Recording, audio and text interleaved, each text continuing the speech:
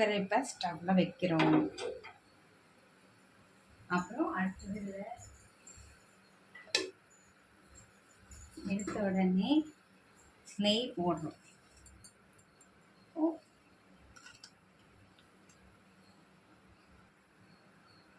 3 spoon key,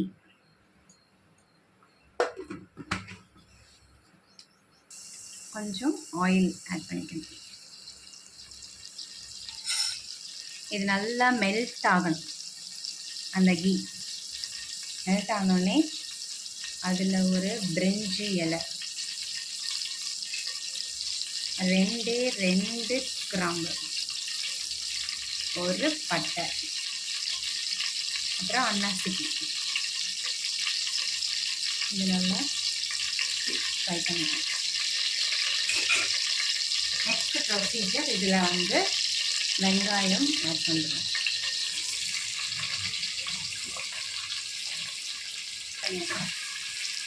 இதில் தான் இந்த பிரியாணியோடைய டேஸ்ட் எப்படி வரும்னா, இந்த ஆனியன் பொன்னிறமாக வதங்கணும்,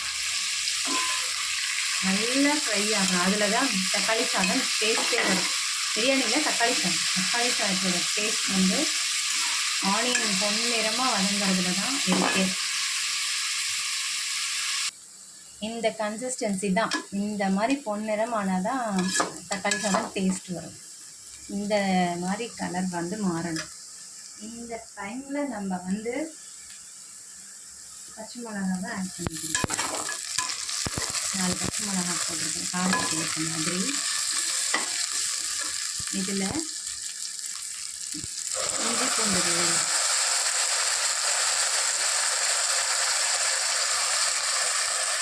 இதில் தான் டேஸ்ட்டே இருக்குது. வெங்காயமும் இஞ்சி பூண்டு விழுதும் பச்சை மிளகாயும் நல்லா அப்படியே பிளண்ட் ஆகணும். அப்படி நல்லா ஸ்டிர் பண்ணிக்கிட்டே இருக்கணும், கலந்துக்கிட்டே இருக்கணும். அப்படி வர மாதிரி நல்லா பிளண்ட் ஆனதுக்கப்புறம் இதில் கொஞ்சமாக புதினாவை ஆட் பண்ணணும்.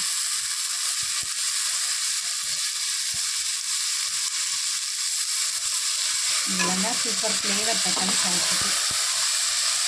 கொஞ்சம் சிம்மில் வச்சுக்கணும், இந்த மாதிரி எடுத்து வச்சுக்கணும். நல்லா அப்படி ஆன பிறகு இதில் தக்காளியை சேர்க்கணும்.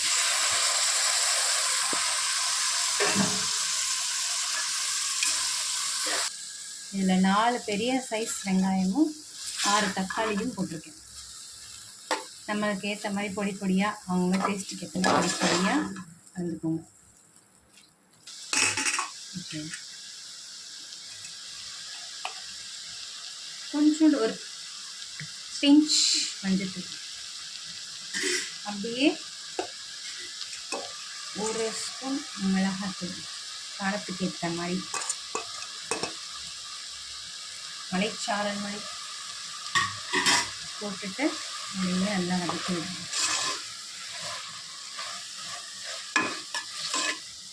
நல்லா கிளறி விட்டுட்டு நல்லா மசாலாலாம் அப்படியே கொஞ்சமாக கிளறி விட்டுட்டே இருக்கணும்.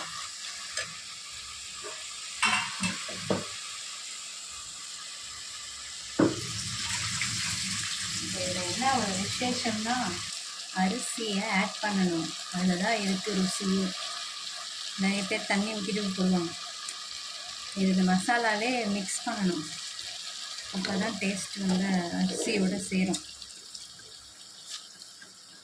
தண்ணி ஆட் பண்ணுறதுக்கு முன்னாடி இதையும் போட்டு மிக்ஸ் பண்ணணும்.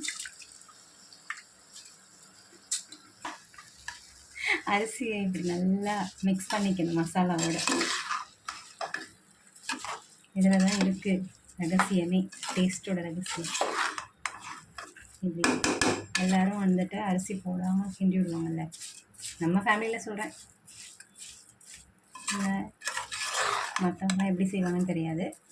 இப்படி அரிசியை மசாலாவில் நல்லா மிக்ஸ் பண்ணி, அரிசியும் மசாலாவும் ஒன்றாயிடணும். நிறைய பேர் அதில் தயிர் ஆட் பண்ணுவாங்க புளிப்புக்காக. நம்ம தக்காளியே நிறையா போட்டதுனால அந்த புளிப்பே போதும். இப்போ நல்லா மிக்ஸ் ஆகிடுச்சு பார்த்தீங்களா, இப்படி தான் இருக்கணும். நல்லா இப்படி மிக்ஸ் ஆனதுக்கப்புறம் இப்போ இந்த அரிசிக்கு ஏற்ற அளவுக்கு தண்ணி ஊற்றணும். இது 3 உலக்கு அரிசி, இதில் 6 டம்ளர் தண்ணி ஊற்றிக்கணும் அளந்து.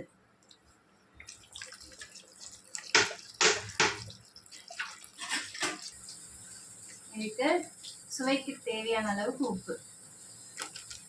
இதில் தான் ருசியே இருக்கு. உப்பு பார்க்கணும் கூட இது பண்ணுங்க. இந்த கன்சிஸ்டன்சி இருக்கும்போது நம்ம வந்து குக்கரை மூடிடலாம்.